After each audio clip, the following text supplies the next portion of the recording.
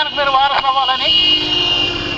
మరి దేవుడు జతపరిచిన వారిని మనుషులు వేరుపరచకూడదని చెప్తున్నాడు. ఈ మర్మం చాలా గొప్పదని పౌలు చెప్తా ఉన్నాడు. చాలా మంది ఇప్పుడు ఏం చేస్తా ఉన్నారు? సంఘములకు వేరే పేరు పెట్టుకుంటూ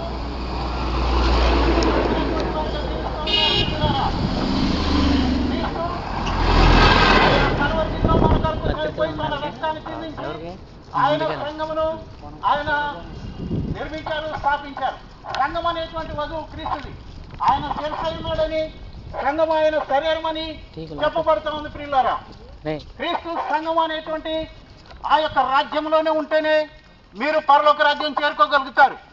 కాబట్టి ఈ లోకంలో ఈ ఆకాశం కింద అనేక మంది మరి దేవతలను, దేవుళ్ళు అనబడినటువంటి వారు, సంఘములు అనబడినటువంటి వారు, సమాజములు అనబడినటువంటి వారు ఉన్నారు. కానీ క్రీస్తు యొక్క సంఘమే దేవుని రాజ్యము.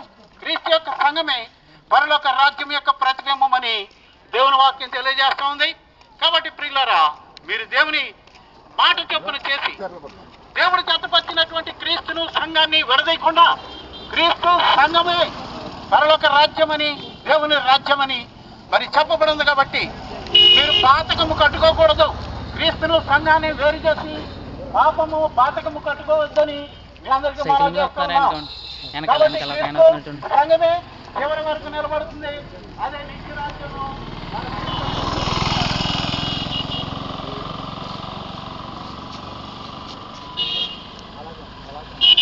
దేవుని నమ్ముకోండి.